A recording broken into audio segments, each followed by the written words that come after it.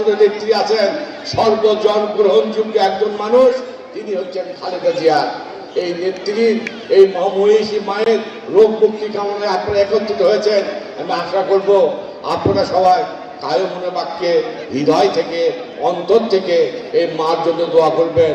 আপোষের নেত্রী, সাবেক প্রধানমন্ত্রী তিনবারে, এবং যিনি বাংলাদেশের গণতন্ত্রের জন্য সবসময় সংগ্রাম করেছেন, আন্দোলন করেছেন, আপোষহীনভাবে বক্তৃতা দিয়েছেন, আপোষহীনভাবে কাজ করেছেন, সেই নেত্রীর আজকে আশু রোগ মুক্তির জন্য আমরা দোয়া প্রার্থনা করছি।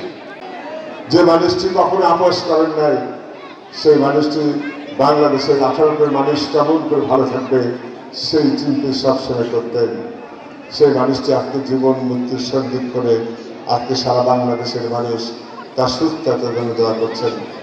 যে মানুষটি একটি কথায় বাংলাদেশে অনেক সংকট দূরীভূত হয়ে যায়, অনেক সমাধান হয়ে যায়। আমরা এই বাংলাদেশের ক্রান্তিকালে বেগম খালেদা জিয়ার মতো একজন মহিষী মানুষকে আমরা মনে করছি বাংলাদেশে এখনো প্রয়োজন আছে। হে রব্বুল আলামিন, আপনার কাছে আজকে দোয়া চাইতে এসেছি, তাকে আপনি ইচ্ছে করলেই তার হায়াতকে বৃদ্ধি করে দিয়ে আপনি তাকে আগামী দিয়ে সুস্থ করে দিয়ে বাংলাদেশের সংকটকালীন সময়কে পার করে দেবেন, এই যে আপনার কাছে আমাদের চাওয়া।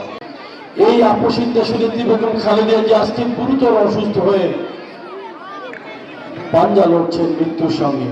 আমরা হয়তো গুণাগারে হাত থাকতে পারে, কিন্তু এই মাসুম ছোট্ট বাচ্চাগুলো যারা কোরআনের পাখি বিভিন্ন এতিমখানা এবং মাদ্রাসা থেকে এসেছে, আল্লাহ যে কোনো কারো হাতের ওসিলায় তুমি আমাদের নেতৃত্বে সুস্থতা দান করে আবার আমাদের মাঝে ফিরিয়ে দিয়ে এদেশের মানুষের সঙ্গে রাজনীতি সহ সকল কিছু সমবন্টনের সুযোগ করে দাও মাবুদ। রব্বুল আলামিন আল্লাহ, ইয়া রব্বে কারীম, রব্বুল আলামিন তিনবার সফল প্রধানমন্ত্রী বেগম খালেদা জিয়া আল্লাহ তাআলা আমার বগুড়া জেলার গর্ব, গোটা বাংলাদেশের অহংকার শহীদ প্রেসিডেন্ট জিয়াউর রহমানের সহধর্মী আল্লাহ, আজকে জাতি কঠিন সংকট মুহূর্তের মধ্যে বিরাজ করতেছে। আল্লাহ, আমরা সেই মানুষের প্রধানমন্ত্রী আমাদের মার জন্ম বেগম খালেদা জিয়ার জন্য আল্লাহ তাআলা আপনি তাকে দেখে